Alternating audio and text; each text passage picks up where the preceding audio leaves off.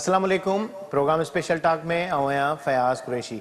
नाज़रीन, मुल्क की सियासत में ॾींहुं ब ॾींहुं जिते रोज़ नयूं नवाणूं अचनि पियूं, उते इलेक्शन कमीशन पारां आम चूंडुनि के हवाले से शुरुआती जेका तकबंदी की लिस्ट जारी कई है, उनमें क़ौमी ऐं सूबाई असम्बली जी सीटूं आहिनि उहे बरक़रार रखी वियूं आहिनि। अलबत्ता शिकारपुर की क़ौमी असम्बली की सीट तोड़े खैरपुर, सांगड़ ऐं ठटे की हिकु जेका सूबाई सीट है उहा घटिजी वई आहे। अहिड़ी तरह सां कराची की क़ौमी असम्बली ऐं 3 सूबाई असम्बली जी सीटूं जेके इब्तिदाई जेका अंग अखर साम्हूं आया इलेक्शन कमीशन जा, उन मूजिबि उनमें वाद थियो आहे त कराची जूं जेके कुछ सीटूं आहिनि उनमें इज़ाफ़ो थियो आहे। अहिड़ी तरह सां सूबे जे ॿियनि ज़िलनि में सीटूं घटि थियूं आहिनि। उन सां गॾोगॾु वज़ीर अज़म अनवारुल हक़ काकड़ दुनिया जे मुख़्तलिफ़ मुल्कनि जे दौरे ते बि शायदि निकितल आहे। उन में ख़ासि तौर ते हिन जेको लंडन जो जेको दौरो आहे, उन ते मुख़्तलिफ़ जेके ॻाल्हियूं थियनि थियूं त हू कंहिं डील जे सबबि जेको लंडन में तरसियल आहे या का मुलाक़ातूं थी रहियूं आहिनि या अहिड़े क़िस्म जी जेके डिसइंफॉर्मेशंस जेके आहिनि उहे पेश अचनि थियूं। ऐं परॾेही जेका मीडिया आहे उन सां बि जेको इंटरव्यू थोरे प्रेस कॉन्फ्रेंस कई आहे,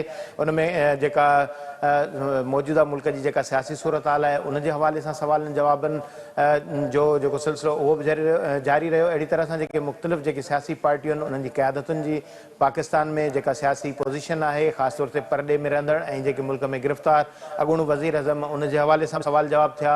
ऐं जेको मैंडेट आहे निगरान हुकूमत जो, उन खां हटी करे जेके जेकॾहिं ॾिठो वञे कम थियनि था, ख़ासि तौर ते निजकारी वारो जेको इशू आहे उन ते बि सवाल जवाब थिया। त मुख़्तलिफ़ सवालनि जा जवाब ॾींदे वज़ीर अज़म न सिर्फ़ु पंहिंजी जेका पोज़ीशन आहे उन ते बि ॻाल्हायो आहे। अहिड़ी तरह सां ख़ासि तौर ते सेनेट जी जेका स्टैंडिंग कमेटी आहे उन में हैरतनाक जेके अंग अखर आया आहिनि, जंहिंमें पाकिस्तान खां जेके परॾे वेंदड़ जेके माण्हू जेके रोज़गार जे सांगे वञनि था उन जे हवाले सां जेको ओवरसीज़ पाकिस्तानी जी जेका वज़ारत आहे उन पारां जेके अंग अखर जेके साम्हूं आया आहिनि, उन्हनि में हैरतनाक जेके अंग अखर आहिनि। उन में ख़ासि तौर ते पाकिस्तान जो जेको मनफ़ी जेको रुझान आहे, ख़ासि तौर ते पैनू फ़क़ीर जेके पाकिस्तान जे हवाले सां जेके उहे गिरफ़्तार थियनि था, त हिकिड़ो इमेज बिल्डअप थिए थो। उन सां गॾोगॾु जेको रोज़गार जो मामिलो उन ते बि ॻाल्हि ॿोल कंदासीं। असांखे स्काइप ते जॉइन कयो आहे सीनियर सहाफ़ी तहज़ीकार इज़हार सुमरो साहब। इज़हार साहब, तव्हांखे प्रोग्राम भलीकार। इज़हार साहब, आवाज़ अचे थो तव्हां? जी बिल्कुल अचे थो।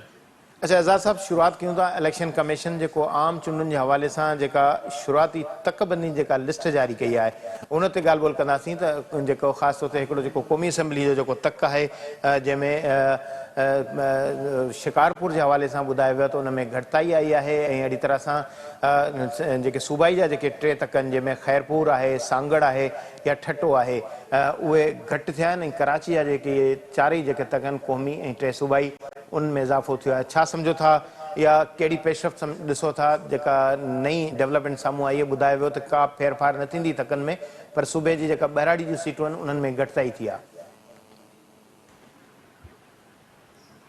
जेका ही पोइ तव्हां ॾिठो हूंदो सेंसस जेका थियो असां वटि, उन ते काफ़ी एतिराज़ वारिया विया हुआ, छाकाणि त सेंसस जेको डिजिटल सेंसस हो उन जे आख़िरी मरहले में हिकिड़ो फरमाइशी पैकेज हलायो वियो हो। ऐं उहो फरमाइशी पैकेज MQM जे फरमाइश ते कयो वियो हो। ऐं उन जे दौरान MQM काफ़ी पॉलिटिकल प्रेशर विधो हो हुकूमत ते, ऐं उहा उन्हनि जी हिकिड़ी इतादी पार्टी बि हुई। ऐं हुकूमत उन वक़्तु तव्हांखे यादि हूंदो त पंहिंजे अक्सरियत बरक़रार रखण लाइ MQM जे उन्हनि वोटनि लाइ लाज़मी तौर ते डिपेंड करे रही। इन्हनि डिजिटल सेंसस में अचानक कराची जा जेके नंबर शुरू में ॾिना विया, जेके ज़ाहिर थी रहिया हुआ, उन में लखें वोटनि जो इज़ाफ़ो थियो। ऐं पोइ नतीजे में तव्हां इहो जेको चओ पिया त हींअर सीट्स जो इज़ाफ़ो थियो आहे, सो इहो त मुमकिन आहे। ऐं हूअं बि कराची जे शहर ते आबादी जो दबाव आहे, इन खां बि को इनकार न आहे। बाक़ी ही जेको शिकारपुर जी हिकिड़ी क़ौमी जी सीट घटाई अथनि या सांगड़ जी सीट घटाई अथनि, खैरपुर जी घटाई अथनि, इन ते अञा तफ़सील साम्हूं ईंदा त पोइ वधीक बहितर नमूने ॻाल्हाए सघिबो त इहे कहिड़ा सबब आहिनि। छाकाणि त आमतौर ते जॾहिं सीट्स घटाई वेंदियूं आहिनि, उनजो हिकिड़ो सिंपल रीज़न जेको हूंदो आहे उहो इहो हूंदो आहे त उन इलाइक़े में जेको आबादी आहे उहो उन में का घटिताई थी। आउं सम्झां थो त हिननि इलाइक़नि में जेका इहो नंबर घटियो आहे, अगरि त उन जा कहिड़ा सबब थी सघनि था, इन ते बि जाइज़ो वठिणो पवंदो। तंहिंजे करे फ़िलहाल ही सॼी जेका फिगर्स आहिनि या जेके डिटेल्स आहिनि उहे अञा प्री मेच्योर आहिनि।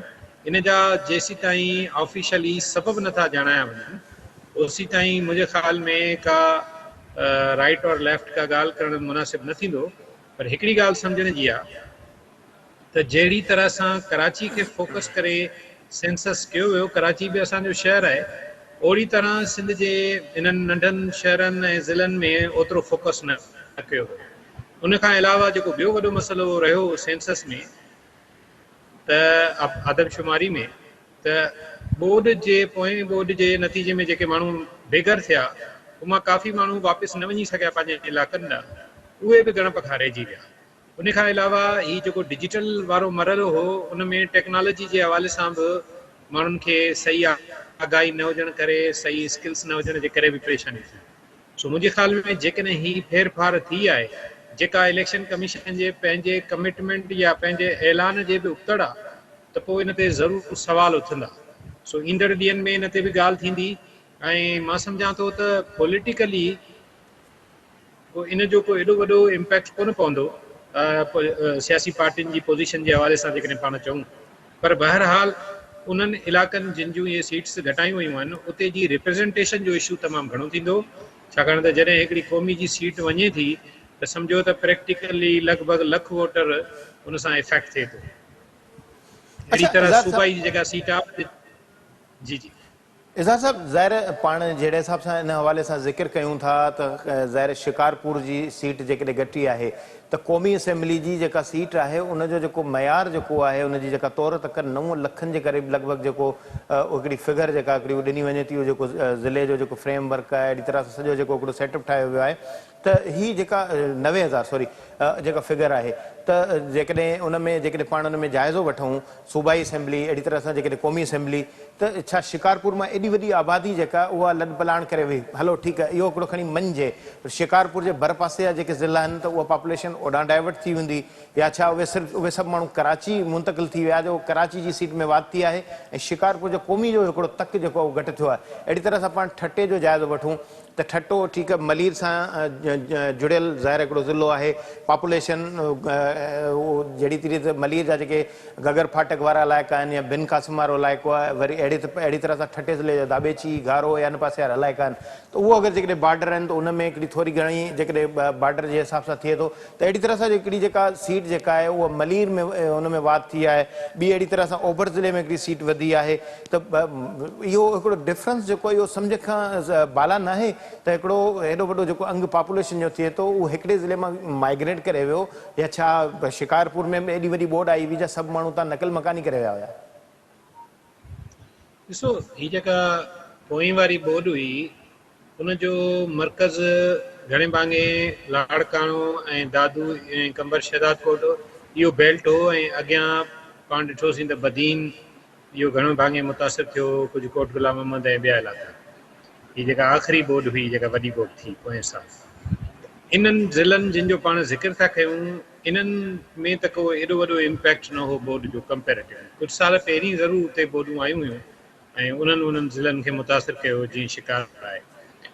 ॿी ॻाल्हि इहा आहे त ही तव्हां मामूली ॻाल्हि त न आहे न, लखे माण्हुनि जे ॻणप जो ऐं उन्हनि जे वोट जो मसइलो आहे ऐं ॿियो रिप्रेज़ेंटेशन जो मसइलो आहे।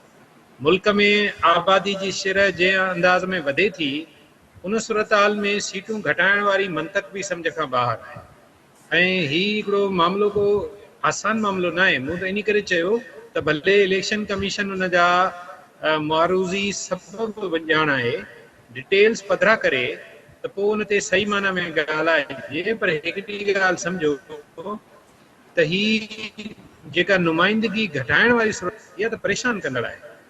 पाकिस्तान जहिड़े मुल्क में जंहिंजी आबादी तेज़ी सां वधंदी रहे थी उते को अहिड़ो ऐं ख़ुदा न ख़ास्ता को एॾी वॾी कैटेस्ट्रॉफी न आहे जंहिंमें लखे माण्हू ॾॾे विया हुआ, जीअं अवां बि चयो।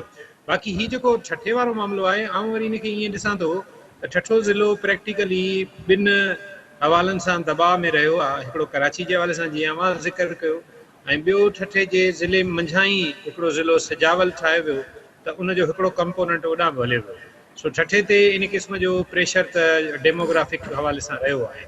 पर हाणे ॾिसणो उते बि इहो ई आहे त हीउ सॼो जेको डिसीशन आहे इन जो पस मंज़र छा आहे, पॉलिटिकल पार्टियूं इन खे कीअं थियूं ॾिसनि, उतां जा माण्हू तकनि जा माण्हू कीअं था ॾिसनि, ऐं इहो मामिलो एक्सेप्ट थिए थो या कंट्रोल थिए थी, उहो ईंदड़ ॾींहंनि में इहे शयूं जॾहिं तफ़सील पधरा थींदा त ज़ाहिर थींदा। जी अच्छा एज़ा साहब, ज़ाहिर पाण इनखे थोरो कंटिन्यू कयूं त चलो ठीकु आहे, सिंध खे पाण ओवरऑल जाइज़ो वरितोसीं, पर लिस्ट मूजिबि जेका क़ौमी असेंबली जी जेका कंपोज़िशन में 266 ऐं पंजाब असेंबली जी जेका कंपोज़िशन उहा 297 ऐं सिंध असेंबली जो 130 ऐं बलोचिस्तान जो 51, अहिड़ी तरह सां ख़ैबर असेंबली जी 115 सीटूं जेके आहिनि उन्हनि जूं तकबंदियूं कयूं वियूं आहिनि। त उते जी बि छा एॾी का डेमोग्राफी चेंज थियल आहे, उते फ़र्क़ु को नज़र आयो आहे? ॾिसो, आउं उहो ई थो चाहियां न त हीअ जेका डेमोग्राफिक चेंज आहे इनखे अगरि पाण कैलकुलेट कयूं त सभ खां वधीक विज़िबल त कराची में था ॼणा आहिनि न, माना उते वधी आहे। ठीकु आहे, बाक़ी ॿहिराड़ियुनि में आबादी एतिरी घणी घटिजी वञे इहा सम्झ खां बालातर आहे। अच्छा, मजमूई तौर ते मुल्क में ही ट्रेंड किथे थो वञी बीहे, इनखे बि ॾिसणो पवंदो। ऐं इन जो सॼो जेका इहा बीहक आहे इन में सूबनि जी नुमाइंदगी क़ौमी असेंबली में केतिरी थी बीहे उन सां बि इन जो तालुक़ु आहे, ऐं सूबाई असेंबलियुनि जी सीटुनि जी जेका बीहक आहे उन सां बि इन जो तालुक़ु आहे। ऐं इन हवाले सां सिंध जा माण्हू चवंदा रहिया आहिनि त हीउ जेको पॉपुलेशन खे वठी एमक्यूएम पॉलिटिसाइज़ कंदी रही आहे सिंध में ख़ासि तौर ते, त उन में एमक्यूएम जी इंटेंशन त इहा ई रही आहे त एतिरियूं सीटूं कराची जूं थी वञनि या शहरी हिकु ॿिनि सिंध जे ज़िलनि जूं थी वञनि जो हू सिंध असेंबली में बराबरि जी पोज़ीशन में अची वञे। सो इहे सॼा पॉलिटिकल मामला बि आहिनि। ॾिसो, हिकिड़ी ॻाल्हि सम्झण जी आहे, हे जेका डिलिमिटेशन आहे ऐं तकबंदियूं आहिनि ऐं इन्हनि जे नतीजे में जेका असेंबलियुनि जे सीटुनि जी विर्छ आहे, इन सां कई ॿिया मामला जुड़ियल आहिनि, जिन में सभ खां वॾो मामिलो आहे माण्हुनि जो, उन्हनि जे डेमोक्रेटिक राइट जो, वोट विझण जो। पाण रुगो इंतिज़ामी ॻाल्हि नथा कयूं, वोट विझण जो। इन ॻाल्हि खे एतिरो आसान न सम्झबो, इन जा सभु पासा जाइज़ो वठिबो ऐं तफ़सील पधरा थियण ॾियो, पोइ इन ते अञा बहितर तरीक़े सां पाण ॻाल्हाए सघंदासीं। जी अच्छा, पाण ओवरऑल जेकॾहिं कराची जो हिकिड़ो जाइज़ो वठूं त असां वटि कराची में हिकिड़ो अहम वॾो जेको मसइलो थिए थो, ख़ासि तौर ते जेकॾहिं एमक्यूएम पंहिंजो जेकॾहिं वोट काउंट करे थी त उर्दू ॻाल्हाईंदड़नि जो वोट काउंट करे थी ऐं महाजर लफ़्ज़ जो इस्तेमालु करे थी। पर असां वटि जेका माण्हुनि जी नक़ल मकानी थिए थी, मुंतक़िली थिए थी ॿियनि सूबनि खां, पुख़्तून अचनि था, पंजाबी अचनि था, हज़ारेवाल अचनि था, सराइकी अचनि था, पर बदकिस्मती सां उहे शयूं जेके आहिनि उहे पंहिंजी लैंग्वेज जे जॻह ते काउंट थियण जे बजाए ॻणप ईंदी आहे एमक्यूएम जी कोटा में।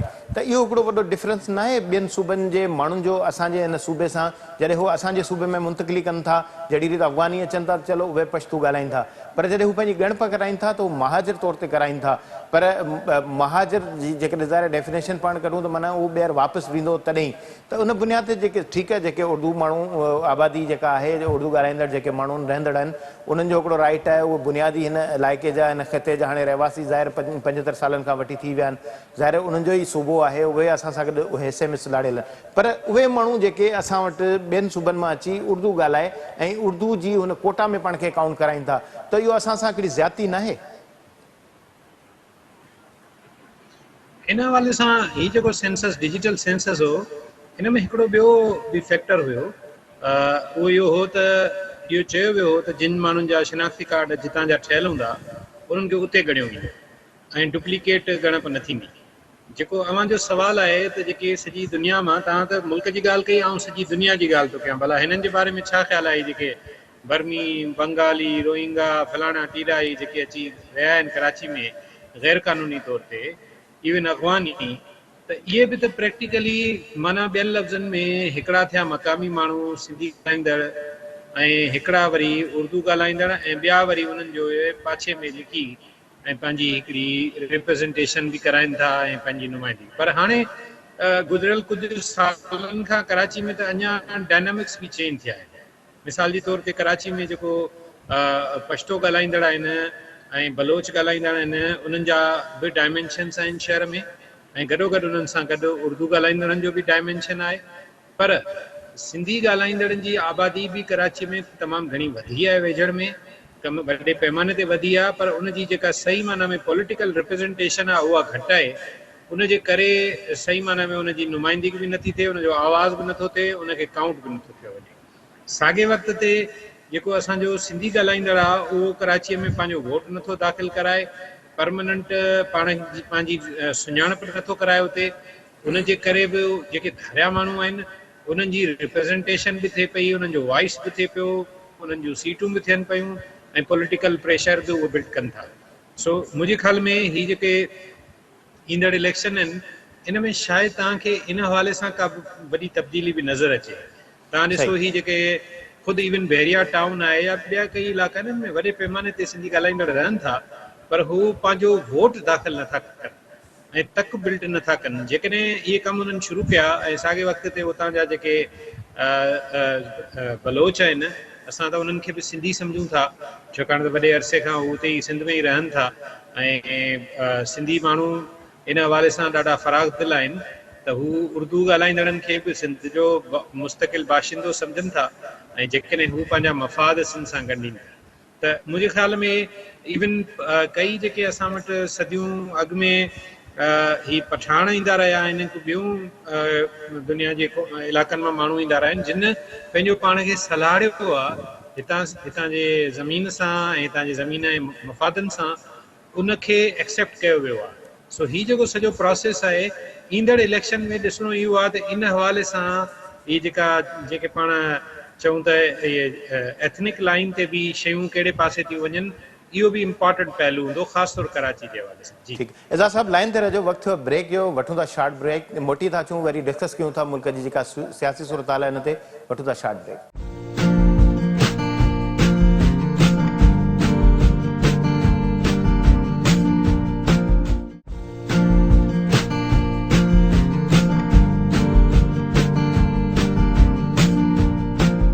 Welcome back. एज़ार साहब, ज़ाहिर तकबंदी वारो मामिलो अञा जहिड़ी रीत बिल्कुलु ताज़ो ई हुन ते हिन वक़्त ताईं अंग अखर जेके साम्हूं जेके अची चुका आहिनि उन्हनि ते पाण ॻाल्हायो आहे, ज़ाहिर हुन में अञा वधीक अॻभराई थींदी, उन ते पाण ईंदड़ ॾींहंनि में वधीक डिस्कस कंदासीं। वज़ीर आज़म अनवारुल हक़ काकड़ जेको परॾेही दौरे ते आहे, लंडन में हुन मीडिया खे परॾेही मीडिया खे इंटरव्यू बि ॾिनो आहे, प्रेस कॉन्फ्रेंस कई आहे, मुख़्तलिफ़ सवालनि जे जवाब में ख़ासि तौर ते संदसि चवणो त बैलेट पेपर ते PTI जे न हुजण ते अगरि जेकॾहिं एहतजाज थियो त बि इलेक्शन जेको आहे उहा जाइज़ हूंदी। त हाणे हीउ हिकिड़ो ज़ाहिर निगरान हुकूमत जो कमु आहे, अणधुरी चूंड थिए, शफ़ाफ़ चूंड थिए, अहिड़े क़िस्म जी जेका स्टेटमेंट आहे, सम्झो था त मुतनाज़ न थींदी चूंड? निगरान जेके आहिनि न उहे जेको बिहेव कनि पिया उन सां हू पंहिंजी पोज़ीशन ख़राबु पिया कनि। ही वेझड़ में 2-3 हिननि जा बयान मिसफायर थिया। मिसाल जेको वज़ीर आज़म निगरान वज़ीर आज़म जो इहो बयानु आहे, या उन खां अॻु में जेको हुन पाकिस्तान ऐं चाइना जे हवाले सां बयानु ॾिनो, तव्हां उहो ॿुधो हूंदो, त इन क़िस्म जा हिननि जा जेके बयान आहिनि उहे इमेच्योरिटी था शो कनि। उनखां अलावा निगरान वज़ीर आज़म साहिबु जेके सेल्फियूं वेल्फियूं कढंदो रहियो आहे, उन्हनि जे करे बि हिकिड़ो नॉन सीरियस ईअं खणी सम्झो त इम्प्रेशन बिल्ड थियो आहे। मथां वरी जंहिं अंदाज़ में हू लंडन में वञी वेठो आहे ऐं हुते पॉलिटिकल मुलाक़ातूं पई थियनि, उन सां निगरान हुकूमत जी क्रेडिबिलिटी वधीक फर्दर मुतासिर थी आहे। हिते सरफराज़ बुफ्टी जो बयानु बि मां ॿुधो हूंदो ऐं उन ते जवाब में वरी जेको नवाज़ लीग जे राणा सनाउल्ला उनखे जवाबु ॾिनो ऐं वरंदी ॾिनी, इन खे बि तव्हां ॾिठो हूंदो। इन क़िस्म जे बयाननि ॾियण जी ज़रूरत ई न आहे। निगराननि खे पंहिंजे जेको मैंडेट आहे उन ताईं रहंदा त फ़ाइदे में बि वेंदा ऐं कंट्रोवर्सी खां बि बचंदा। बाक़ी रही ॻाल्हि इहा आहे त इहो तव्हांखे बि ख़बर आहे ऐं असांखे बि ख़बर आहे त ईंदड़ इलेक्शन खां अॻु में कई अहम मामला सेटल थियणा आहिनि, जिन में हिकिड़ो मामिलो PTI जो बि आहे ऐं ॿियो मामिलो नवाज़ शरीफ़ जो। नवाज़ शरीफ़ ऐं नवाज़ लीग बि चाहिनि था त उन्हनि खे फुल माहौल मिले ऐं सहूलियतूं मिलनि, ऐं PTI बि चाहे थी त उन्हनि तां सख़्तियूं ख़तमु थियनि ऐं उन्हनि खे इलेक्शन में हिसो वठणु ॾिनो वञे। इहो सुवाल तमामु अहम आहे त पॉलिटिकल पार्टी खे इलेक्शन में हिसो वठण खां कीअं थो रोके सघे, ऐं उनखे वोट जेतिरा बि मिलनि, पाण हींअर वेही कहिड़ा अंदाज़ा हणूं, इन में को शक न आहे। ऐं ख़ुदि नवाज़ लीग जा कई माण्हू बि चवनि पिया था हींअर त अॻूणे ख़ज़ाने वारे वज़ीर जो बि बयानु तव्हां पढ़ियो हूंदो, जेको मिफ्ता इस्माइल जो, जंहिं इहो चयो आहे त हींअर PTI वधीक पॉपुलर आहे नवाज़ लीग जे भेट में। त इन करे इन क़िस्म जूं ॻाल्हियूं बि साम्हूं अचनि थियूं ऐं न बि अचनि। ऐं गॾो गॾु अवां मुशाहिद हुसैन जो बयान बि पढ़ियो हूंदो, ॿुधो हूंदो, जंहिंमें हुन चयो आहे त मदर ऑफ ऑल डील्स थियण वारी आहे ऐं उहा डील ज़ाहिरी आहे त एस्टेब्लिशमेंट ऐं इमरान ख़ान जे विच में थी। सो इन्हनि सभिनी ॻाल्हियुनि खे ज़हन में रखंदे आउं सम्झां थो त हीउ सॼो हिकिड़ो जीअं न ट्रांज़िशनल फेज़ हूंदो आहे, इन में निगराननि खे वॾो एहतियात करणु खपे। ऐं ॿी ॻाल्हि हिकिड़ी इहा आहे, पाण इहो बि सम्झूं था त थी सघे थो निगरान इहे बयान बेख़बरीअ में ॾींदा हुजनि, छाकाणि त कुझु ॻाल्हियुनि जी मथां उन्हनि खे पाण खे ई ख़बर न हुजे। जीअं बिलावल साहब हिकिड़े बयान में इहो चयो न त इलेक्शन कमीशन खे पाण खे ख़बर न आहे त इलेक्शन कहिड़ी तारीख़ ते थींदी। सो अहिड़ी तरह निगराननि खे बि कई मामलनि जी मथां ख़बर ई न हुजे सही ऐं मामला कंहिं ॿिए पासे ते थींदा हुजनि। ज़ाहिरी आहे त इस्लामाबाद ऐं हुनजे भर पासे जेका बि आबहवा बीहंदी, जेको बि मौसम जो ऐं मुंद जो माहौल जुड़ंदो, उन तहत ई फ़ैसिला थींदा न। जी सही। अच्छा एज़ा साहब, मुशाहिद हुसैन जी ज़ाहिर ज़िक्र इन हवाले सां इंतहाई अहम आहे त हुन जेके ॻाल्हियूं कयूं इंतहाई माना ख़ेज़ न आहिनि। वाक़ई बि इहो सम्झो था त जेका ग्रांड डील जे हवाले सां हुन ॻाल्हि कई आहे उनखे तव्हां कीअं था सम्झो त कहिड़ो हिकिड़ो नओं हिकिड़ो NRO चइजे, LFO चइजे, या को अहिड़ो मुआइदो थियणु वञे पियो वाक़ई? मुशाहिद हुसैन हवा में लच घुमाई आहे, छाकाणि त नवाज़ लीग में हुनजी का हैसियत न आहे। नवाज़ शरीफ़ चवनि था त हुन खां नाराज़ बि आहे कुझु ॻाल्हियुनि जे करे। ऐं अदरवाइज़ बि मुशाहिद हुसैन हिकिड़ो अटैम्प्ट कयो आहे त मथां इहो मुंहिंजो धुको लॻी वञे ऐं पोइ मथां मुस्तक़बिल जे कंहिं सेटअप में मुंहिंजे लाइ का गुंजाइश न थिए, छो त नवाज़ लीग जे सेटअप में हुनजी का गुंजाइश नथी थिए। ऐं हुनजो तव्हांखे मिसाल बि ॾींदो वञा त जॾहिं PDM जी हुकूमत हुई त उन वक़्तु बि इहो मुमकिन हो न त मुशाहिद हुसैन हिकिड़ो सीनियर पॉलिटिशियन बि आहे, माज़ी में सहाफ़ी बि रहियो आहे, BBC सां जुड़ियल बि रहियो आहे ऐं इंफॉर्मेशन जहिड़ी अहम मिनिस्ट्री में बि रहियो आहे ऐं काफ़ी अहम मुतहरिक वज़ीर रहियो आहे, ख़ासि तौर परवेज़ मुशर्रफ जे दौर में, काफ़ लीग में। पर तव्हां ॾिठो त हुनखे नवाज़ लीग पंहिंजे हिन PDM वारे सेटअप में बि कोई स्पेस शामिल न कयो। सही ज़ाहिर आहे त उहो बुक्स में न हो तॾहिं न ॾिनो। सो इन करे हुन इन क़िस्म जी ॻाल्हि कई आहे। जंहिं चैनल ते वेही हुन ॻाल्हायो आहे, तव्हां थोरो हुन चैनल जे बारे में बि ॼाणो था ऐं उनजी जेका पॉलिटिकल एफिलिएशन आहे उनखे बि सम्झो था। सो ही हिकिड़ी वेव क्रिएट कई वई आहे काउंटर नवाज़ शरीफ़ अराइवल जी, यानी कि नवाज़ शरीफ़ अचण खां अॻु में हिकिड़ो माहौल ठाहियो पियो वञे उनजे ख़िलाफ़। जी अच्छा एज़ा साहब, ज़ाहिर हिकिड़े पासे मुशाहिद हुसैन जी जेका स्टेटमेंट आहे ॾिसूं था, ॿिए पासे वज़ीर आज़म जेको पाणी वज़ायतूं पियो थो करे, ज़ाहिर सवाल थियनि था त हीअ जेका लंडन में जेको दौरो आहे उहा का सियासी मुलाक़ात न हुई, न ई का पई डील थिए ऐं न ई संदसि का कंहिं सियासी पार्टी सां वाबस्तगी आहे। त इन्हनि जुमलनि जो पाण छा मतिलबु वठूं, छा सम्झिजे त इहो ईअं चवण जी ज़रूरत छो थी पए निगरान वज़ीर आज़म खे? हा, जॾहिं ॻाल्हि दिलि सां लॻंदी आहे त पोइ वज़ाहत करणी पवंदी आहे न। सो मुलाक़ातूं थियनि पियूं ऐं हिकु ॿिनि नवाज़ लीग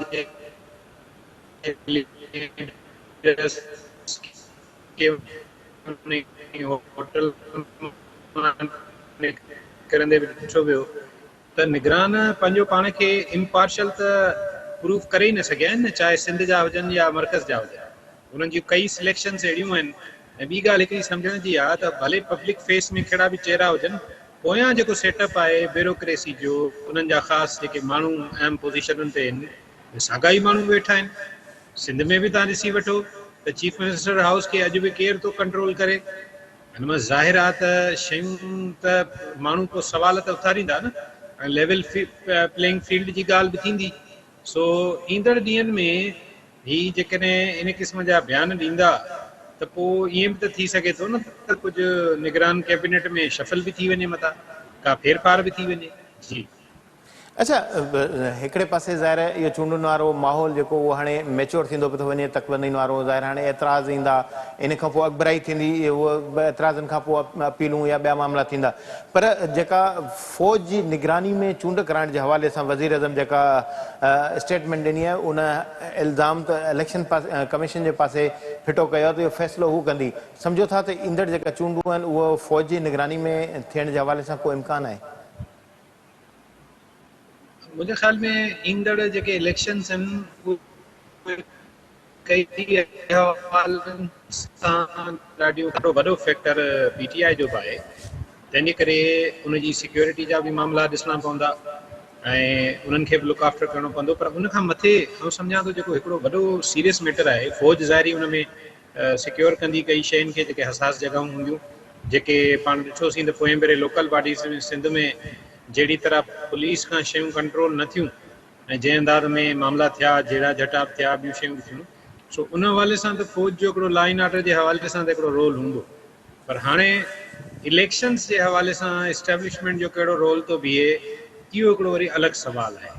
ऐं 2018 वारी इलेक्शन ऐं उन में जहिड़े तरीक़े सां ओचितो इहे मशीनुनि कमु करणु छॾे ॾिनो ऐं नतीजा 2-2, 2.5 ॾींहंनि जे लाइ रोकिया विया, ऐं उन खां पोइ चवनि था त केक जो पीस पूरो करण लाइ वरी ॿिए पासे ॾांहुं 2-3 पेस्ट्रियूं आंदियूं वयूं ऐं कराची ऐं हिन होॾां बंदोबस्त करे त ऐं पोइ वञी हिन जी PTI जेको सिस्टम ठहियो। सो इन क़िस्म जी जेकॾहिं सूरत हाल ॿीहर थिए थी त इहा अनफॉर्चुनेट हूंदी।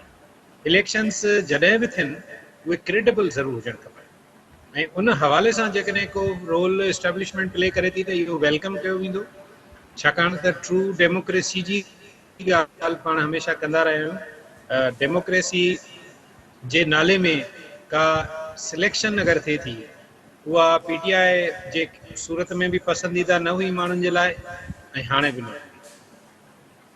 अच्छा, थोरो हिन सियासत खां हटी करे मोटी था अचूं। सेनेट जी स्टैंडिंग कमेटी जो इजलास थियो आहे, उन में अहम इंकिशाफ जेके साम्हूं आया आहिनि, ख़ासि तौर ते जेके अंग अखर साम्हूं आया आहिनि, उन में दुनिया में पाकिस्तान जो हिकिड़ो जेको इमेज आहे उहो नेगेटिव जेका बिल्डअप थी आहे। ख़ासि तौर ते इहो जेको ओवरसीज़ पाकिस्तान जो जेको सेक्रेटरी आहे ज़ीशान ख़ानज़ादो, उन पारां जेके अंग अखर न विया आहिनि, उन में ॿुधायो वियो आहे त असां वटि जेके फ़क़ीर आहिनि उहे दुनिया में तमामु घणा असां इन हवाले सां बदनाम थिया आहियूं। ख़ासि तौर ते जेकॾहिं इराक़ ऐं सऊदी सफ़ीर जे हवाले सां उन जेको रेफरेंस उन कोट कयो आहे त असांजूं जेके उन्हनि जो चवणु आहे जेलूं भरिजी वियूं आहिनि, हाणे ह्यूमन ट्रैफिकिंग जो जेको मसइलो आहे उहो पैदा थी रहियो आहे, ऐं जेको हिन वक़्तु हरम मां जेको सऊदी अरब जे केतिरा ई जेब कतरा जेके पकड़िया विया आहिनि, उन में ज़्यादातर पाकिस्तानी ऐं उन्हनि जो जेको तालुक़ु जेको आहे उहो ख़ैरात वठंदड़ जेको पेशो आहे उन सां साबित थियो आहे। हालांकि जेकॾहिं ॾिठो वञे त दुनिया में मुख़्तलिफ़ मुल्क पाकिस्तान जे लाइ हिकिड़ो सॉफ्ट कार्नर रखनि था। जहिड़ी रीति जापान जे पारां अंग अखर ॾिना विया त 3,40,000 जेके ओवरसीज़ जेके आहिनि उन्हनि जे लाइ उन्हनि चयो त दुनिया में जेकॾहिं माण्हू अचनि त उहे अचनि। हिन में भारत जेको सर फ़हरिस्त आहे, जंहिं 1.5 लख माण्हू जेके जापान मोकिलिया। अहिड़ी तरह सां नेपाल जेको आहे 2 नंबर ते 91,000 जेके हुनरमंद जेके माण्हू उहे ॿाहिरि मोकिलिया।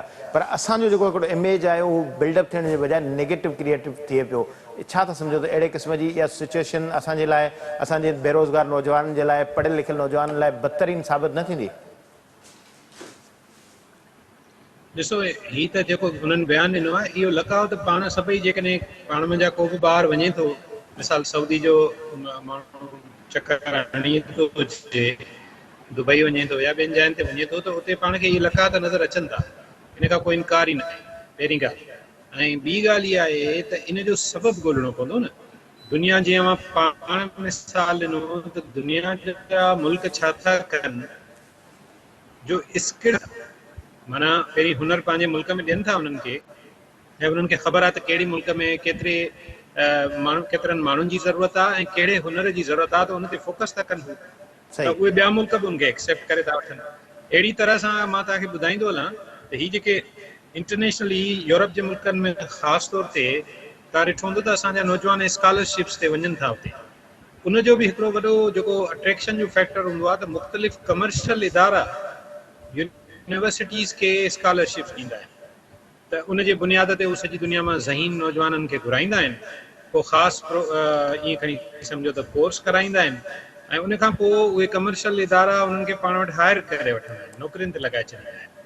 त हुननि खे बि हिकिड़ो ईअं सम्झो त स्किल्ड माण्हू मिली थो वञे, ट्रेंड माण्हू थो मिली वञे, ऐं उहो हर इदारे जे लाइ, हर कंपनी जे लाइ, ख़ानगी हुजे या सरकारी ज़रूरत। असां वटि सूरत हाल इहा आहे त असां वटि जेको हितां माण्हू थो वञे उहो मेजॉरिटी में अनस्किल्ड आहे। बसि मिड़ई ॿाहिरि वञिणो आहे, डॉलर कमाइणा आहिनि, रियाल कमाइणा आहिनि, मिड़ई रोज़ी सां लॻणो आहे। हाणे जॾहिं हुते वञे थो त हुनजे लाइ को कमु आहे ई कोन, छाकाणि त हुनखे कमु अचे कोन थो।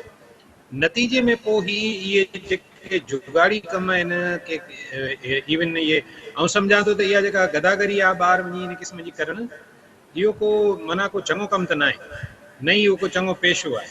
ऐं इनखे माण्हू मजबूरी यार को हथु टंगे त हिकिड़ी ॿी ॻाल्हि आहे न, हे त प्रोफेशनल आहिनि। ऐं ही माफ़ियाज़ जे हथनि में खेॾनि था पोइ, ऐं पोइ हिकिड़ियूं पूरियूं गैंग्स आहिनि जेके इहे ऑपरेट कनि थियूं, जेके ज़ाहिरी आहे त मुल्क जे लाइ बि उनजी नामाचारी लाइ बि नेगेटिव साबित थियनि था। जी ठीक है, वही मेहरबानी। इजाज़ सुमरियो चवणो तो पाकिस्तान में जेके नौजवान स्किल पर्सन वञनि था उनके रोज़गार के हवाले से ख़ास तौर ते हुनरमंदी जो जेको दर्स है वो हासिल करे अॻिते वञणु खपे, बजाय जो इन सूरत में जो हो सिर्फ़ पाण के डॉलर ऐं रियाल कमाइण के हवाले से पर डे वठी वञण के हवाले से जेको ख़्वाहिश सूरत में अॻिते वधनि था तो उन्हनि खे जिते मुश्किलातूं पेश अचनि थियूं ऐं हू गदागर फ़क़ीर बणिजी उते न सिर्फ़ पंहिंजी बल्कि पंहिंजे मुल्क जी बदनामी जो सबबु बणनि था।